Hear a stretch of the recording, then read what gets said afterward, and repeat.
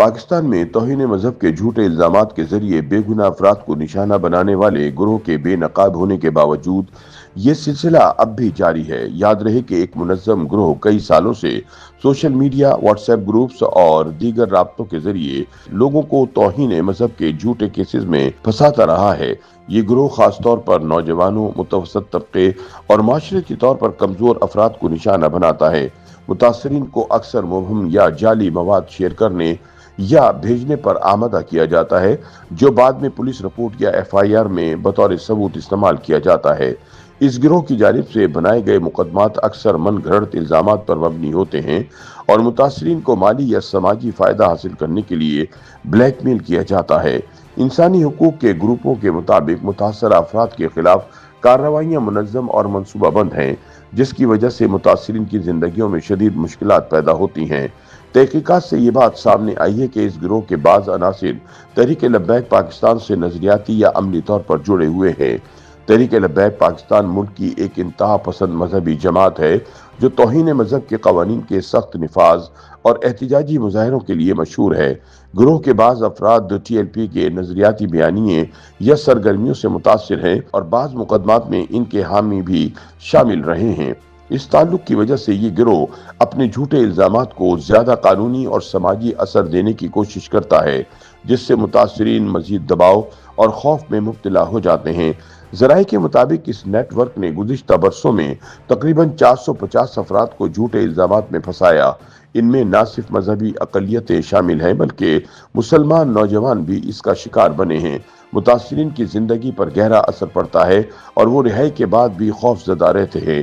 اکثر متاثرین معاشرتی تنہائی اور سماجی دباؤ کا سامنا کرتے ہیں، جبکہ مقدمات کے دوران اور بعد میں انہیں مالی نقصان، ملازمت یا تعلیم کے مواقع سے محرومی کا سامنا کرنا پڑتا ہے۔ کئی متاثرین اپنے گھر یا شہر بدلنے پر مجبور ہو جاتے ہیں تاکہ وہ تشدد، دھمکیوں یا سماجی بدنامی سے بچ سکیں۔ قانونی پیچیدگیوں اور سماجی دباؤ کی وجہ سے متاثرین اکثر اپنے حقوق کے لیے آواز بلند کرنے سے بھی گریز کرتے ہیں۔ اس مکروہ عمل کے نتیجے میں نہ صرف متاثرین بلکہ ان کے اہل خانہ بھی ذہنی دباؤ اور خوف کی کیفیت میں مبتلا ہیں۔ حال ہی میں اسلام آباد ہائی کورٹ نے ایسے مقدمات کے پیچھے موجود منظم گروہوں کی جانچ کے لیے تحقیقاتی کمیشن تشکیل دینے کا حکم دیا تھا۔ کمیشن کا کام جھوٹے الزامات کے پیچھے موجود نیٹ ورک اور تعلقات کی چھان بین کرنا، پولیس اور ایف آئی اے کے کردار اور کارروائیوں میں ممکنہ خامیوں کی نشاندہی کرنا اور متاثرین کے تحفظ کے لیے سفارشات دینا ہے تاکہ وہ دوبارہ جھوٹے مقدمات میں نہ پھنسیں۔ عدالتی ذرائع کے مطابق کمیشن کی رپورٹ پر عوام اور حکومت کی نظر ہوگی تاکہ اس نوعیت کے مقدمات کو روکنے کے لیے مضبوط اقدامات کیے جا سکیں۔ قانونی ماہرین اور انسانی حقوق کے گروپس نے اس بحران کو حل کرنے کے لیے کئی سفارشات پیش کی ہیں۔ ان کے مطابق توہین مذہب کے قوانین میں اصلاحات، عدالتی نگرانی اور ایسے منظم گروہوں کے خلاف سخت قانونی کارروائی ناگزیر ہے۔ متاثرین کو سماجی، قانونی اور نفسیاتی مدد فراہم کی جائے تاکہ وہ دوبارہ جھوٹے مقدمات یا بلیک میلنگ کا شکار نہ ہو۔ ماہرین نے واضح کیا کہ اگر ایسا نہ کیا گیا تو بے گناہ افراد مسلسل جھوٹے مقدمات کے خطرے میں رہیں گے اور ملک میں انصاف اور انسانی حقوق کے نظام پر گہرے سوالات اٹھیں گے۔ انسانی حقوق کے ادارے اور وکلاء اس بات پر زور دیتے ہیں کہ یہ گروہ عام طور پر نوجوانوں اور سوشل میڈیا صارفین کو نشانہ بناتا ہے۔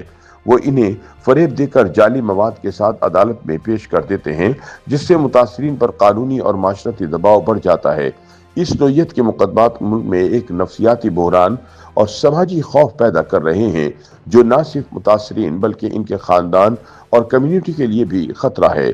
سوشل میڈیا اور واٹس ایپ کے ذریعے متاثرین کو پھنسانے کے بعد گروہ بعض اوقات متاثرہ افراد کو مالی فوائد یا کسی ذاتی دشمنی کے حل کے لیے بھی استعمال کرتا ہے۔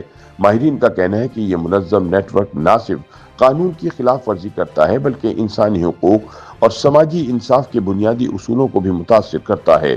فی الحال تحقیقات جاری ہیں اور انسانی حقوق کے گروپ عدالتی کمیشن کی رپورٹ پر نظر رکھے ہوئے ہیں۔